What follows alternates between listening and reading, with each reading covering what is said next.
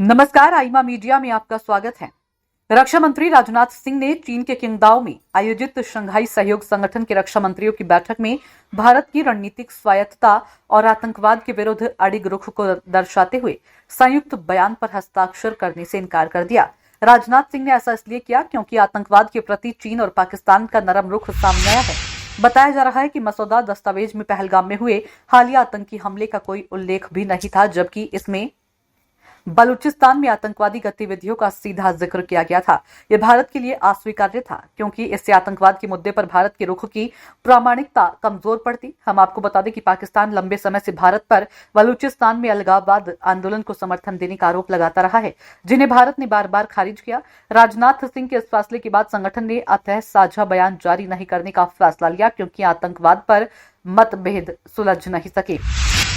राजनाथ सिंह का यह फैसला भारत की विदेश और रक्षा नीति का जो स्पष्ट संदेश देता है वह यह है कि सामूहिक मंचों पर भी भारत अपने मूलभूत हितों और नैतिक रुख से समझौता नहीं करेगा। देखा जाए तो एससीओ जैसे बहुपक्षीय संगठन में भारत की उपस्थिति अब केवल भागीदारी नहीं बल्कि साहसी नेतृत्व और वैचारिक स्पष्टता का प्रतीक बनती जा रही है। भारत के रक्षा मंत्री राजनाथ सिंह ने बिल्कुल ठीक किया, ऐसे साझा बयान पर हस्ताक्षर नहीं किए जो चीन और पाकिस्तान के नापाक गठजोड़ का दस्तावेज था और आतंकवाद पर नजरिया एक तरफा था।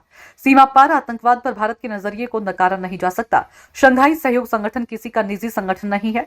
चीन, भारत, पाकिस्तान समेत 10 देशों के रक्षा मंत्रियों का सम्मेलन था, लिहाजा सभी के सरोकार और खासकर आतंकवाद पर उनकी चिंताओं को साझा बयान में शामिल किया जाना चाहिए था, लेकिन भारत के पहलगाम नरसंहार का उल्लेख तक नहीं किया गया। कश्मीर के उस खूबसूरत क्षेत्र में आतंकियों ने पर्यटकों का धर्म पूछा और हिंदू होने पर गोली मार दी। इस तरह 26 मासूम बेकसूर लोगों की हत्या कर दी गई थी। उसकी प्रतिक्रिया में भारत को ऑपरेशन सिंदूर शुरू करना पड़ा। करीब 170 आतंकियों को ढेर किया गया और उनके अड्डों को मिट्टी मलबा कर दिया गया।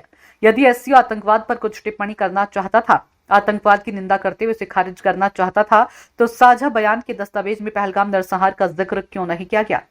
ये दोगली रणनीति लगती है। यहीं चीन और पाकिस्तान की आतंकवाद पर नियत और दृष्टि साफ हो जाती है। लिहाजा रक्षा मंत्री राजनाथ सिंह को कलम नीचे रखनी पड़ी और उन्होंने हस्ताक्षर करने से इनकार कर दिया। नतीजतन रक्षा मंत्री सम्मेलन साझा बयान के बिना ही संपन्न करना पड़ा। भारत के रक्षा मंत्री ने सीमा पार आतंकवाद के पनाहगारों, आयोजकों, वित्तपोषकों और प्रायोजकों को जवाबदेह ठहराने और उन्हें न्याय के कटघरे तक घसीट कर लाने की बात कही। उन्होंने आतंकवाद की प्रत्येक साजिश और हरकत को आपराधिक और अनुचित करार दिया। एससीओ का उद्देश्य आतंकवाद सरीखे मुद्दों पर साझा रणनीति तय करना है। दस्तावेज में बलूचिस्तान की कथित आतंकी गतिविधियों, जाफर एक्सप्रेस ट्रेन पर आतंकी हमले को शामिल किया गया, लेकिन पहलगाम नरसंहार को नजरअंदाज किया गया है। भारत को यह स्वीकार्य नहीं था। दुनिया पाकिस्तान के आतंकी रिकॉर्ड को अच्छी तरह जानती है। रक्षा मंत्री राजनाथ सिंह ने स्पष्ट कर दिया कि भारत आतंकवाद के प्रति शून्य सहिष्णुता का पक्षधर देश है। इसमें आतंकवाद के खिलाफ खुद का बचाव करने का भारत का अधिकार भी शामिल है। आईमा मीडिया को अगर आप YouTube पर देख रहे हैं तो सब्सक्राइब करें, फेसबुक या अन्य सोशल मीडिया प्लेटफॉर्म पर देख रहे हैं तो फॉलो करें। हमें कमेंट बॉक्स में अपने सुझाव अवश्य दीजिए।